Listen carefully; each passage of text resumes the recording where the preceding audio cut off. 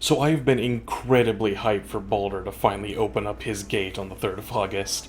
This game looks like it's going to be amazing, with tons of player choice and agency and how you approach all kinds of problems, while also being a very faithful adaptation of 5th edition Dungeons & Dragons, but at the same time also improving upon many of its flaws. And at launch, I can't wait to play a Dark Urge character and see what kinds of wild situations I gotta try and figure out my way out of. But that has really been the topic of the day ever since it was announced, hasn't it? The Dark Urge, or sometimes Dirge for short, is a unique character origin that still allows you to make a fully custom character while also having a deep and interesting narrative tied to them like the other origin characters. Now, I want to be clear about this. Origin characters are kind of a big deal, and the way that they work in layering games is a lot more complex than simply giving your character a little backstory trait, or something like how in Mass Effect, for example, you could say that your Shepard was the sole survivor of some big famous battle, and then you get to have that referenced maybe a handful of times before you move on with the main plot. Origin characters, by comparison, are fully fledged out characters that have their own interests and goals. One way of putting it is to say that it's like taking a party member and their side quests and turning that party member into the main character and making their side quests your new main quests. Not to mention that you're viewing their character traits from a whole new perspective that may completely change your perception of them.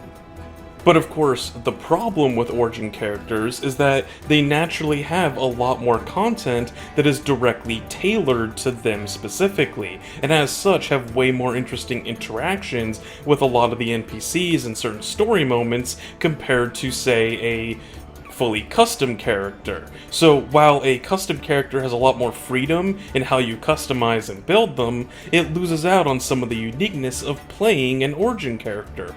So, Larian's solution to this was to introduce the Dark Urge, so that you could have your cake and murder it too. And that's really the main sticking point for a lot of people, because it seems like the idea behind the Dark Urge is that your character may or may not be an amnesiac serial killer who is constantly struggling against the urge to kill and maim everyone around them. But despite that, I fully intend on playing a Dark Urge character for my first playthrough personally, though a lot of people seem to be terrified of doing such a thing to the point of even warning other people against it as well. And I want to try and make an argument for why playing a Dark Urge character can be a great idea for a first time playthrough if you were otherwise just planning on playing a custom character anyways. Also, I guess I should probably preface this by saying that I haven't played the game yet, and while I'm writing this, the review embargo isn't even lifted yet, so basically nobody has any real info to go off of other than what has already been released by Larian publicly. So what are some of the reasons that are making people not want to give the Dark Urge a shot? Point number 1. But it's the evil option! So, a lot of people are immediately turned away from the idea of playing a Dark Urge character because it's the option that allows you to commit the most evil atrocities, even compared to a normal custom character, let alone any of the other origins. For example, early on, there's a part of the game where some wizard is sticking their hand out of a portal, and normally you can choose to just help him or not, but if you're the Dark Urge, you can alternatively get the new option to essentially bite off the guy's hand and drink his blood before he recoils back through the portal. And I mean, hey, that's one way of learning Mage Hand. And no, I'm not apologizing for that.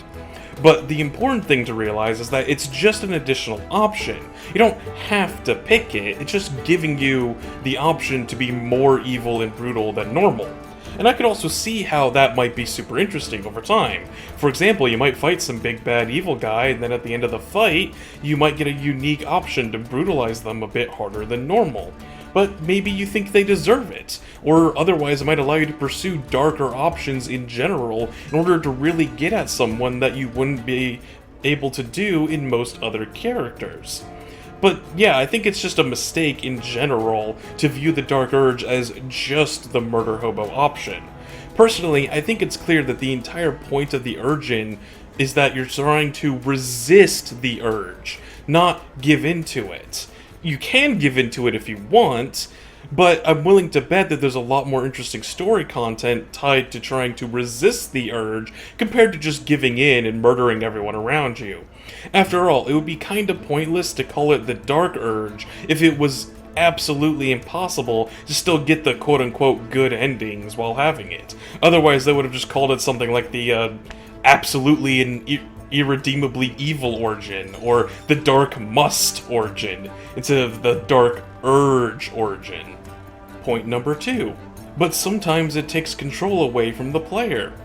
So, this is a somewhat valid concern that I think some people have, but I also feel like it's getting blown way out of proportion by a lot of people. Essentially, the idea is that we have confirmation that sometimes the Dark Urge can wrench control away from the player and force them into taking some nefarious and/or violent action against their will. However, this seems like it's going to be a lot more nuanced than it initially sounds. For example, the ones we've seen so far of the Dark Urge taking over are fairly minor in my opinion. Now keep in mind, I haven't played the early access yet, let alone the full game, so there's no way to know for sure. But in the first example we've seen is the player kicks a squirrel out of nowhere. And, well, exactly not a nice thing to do, it's hardly something that's going to ruin your run and doom you to being an evil character forever. The other example that we've seen is a bit more serious, as while camping you can suddenly wake up with a corpse next to your bed, and it's implied that you kinda sorta murdered someone in your sleep. But again, this doesn't seem to even be like a named NPC, and it's not like you're suddenly taking out party members or important shopkeepers without a warning. And you can even hide this event in particular from your party or even your friends if you're playing a co-op campaign. In general, this doesn't seem to really affect the wider story all that much, depending on your choices. But more importantly, we've actually got more info about this mechanic, as it's been confirmed in an interview that the way this actually works is that the Dark Urge essentially has the ability to try and intimidate the player character into doing these kinds of violent actions against their will. And the idea is that it's still dependent on your choices and prior actions, because how often it actually attempts to wrench control from you and how hard the check will be will depend on how often you choose to indulge these urges. So maybe if you're willing to kick a squirrel from time to time, or maybe even just give it an extra hard when you find somebody that you hate and you just really go to town on them, you may barely even have to deal with these uncontrollable urges. And for all we know, even the scenes we've seen so far of the urge taking over may not be fixed story events. They could just simply be examples of the player failing those checks in that particular run. So even those events may not be fixed, and what you are and aren't forced into doing may vary from player to player and run to run. And, I mean, hell, one of the most ironic things about this is that that means that a paladin, the class that has the most to lose by breaking their oath, might actually ironically be one of the best classes to play if you're trying to do a run where you resist the urge, seeing as they not only start with proficiency in wisdom and charisma saves, but they also get a bonus to their saving throws for being a paladin after like level 6 or something like that, so they could by far be the best at passing those saving throws to resist their urges when it tries to force itself on them. Anyways, the main point that I'm trying to get at is that while yes, you will almost certainly, inevitably have moments where the urge acts on its own and takes control away from you, I highly doubt that this will be that kind of thing that will ruin your run out of nowhere with no warning. And plus, I mean, there's plenty of RPGs where you don't have complete control over your character's choices. This isn't exactly something new. I mean, even in Baldur's Gate 3, when you're playing as another Origin character, chances are that you'll be locked out of some stuff and locked into other stuff just because it's what that character would do. Overall, I think that this will make a run more interesting. I mean, if you could resist the urge every single time, then you might as well just play as a pure custom character, and that just isn't as interesting to me. And I imagine that the goal of the game for that Origin is to try and find some way to defeat these urges once and for all. Point 3. But Larian themselves recommended against Dark Urge as your first run. So this is a somewhat lesser point of contention in my opinion, and that's simply because I think this is being taken heavily out of context whenever I see people bring this up. It is true that in one of the interviews going around, they did recommend not playing a Dark Urge as your first character. But in the actual context of that interview, they were actually recommending against playing as any of the Origins for your first run. He wasn't against playing as a Dirge for your first run simply because you'll be forced into murdering everyone and ruin your game. He was against playing any of the Origins the first time through because he thought it would be more interesting to first see the game from the perspective of an outsider, and then when you play through it again for a second or a third time, you can experience the game differently from the perspective of one of the other Origin characters to see how that changes things and what kind of an impact that will have. And I mean, to be fair, I think that is a very valid reason to not play an Origin character first, but I feel like you would get a similar feeling if you play as one of the Origin characters, and then you played as a different Origin character or even a custom character on your second run. And if you're not planning on doing more than one run at all, at least not back to back, then I think that this point is kinda moot anyways, and it won't really make much of a difference whether you play as an Origin character or not, since you won't have any context at all from any of the other runs. Overall, I think that you shouldn't be afraid to play as an Origin character for your first run. Even if that character is constantly plagued by the urges of a murderous psychopath, ultimately, Larian has stated that they are aware that most players want to generally be a good person. To reference Mass Effect again, keep in mind that something like 92% of players went full Paragon for the trilogy. Renegade or just generally negative and evil runs are usually relegated to second playthroughs at best, and usually not considered for your first and more serious run.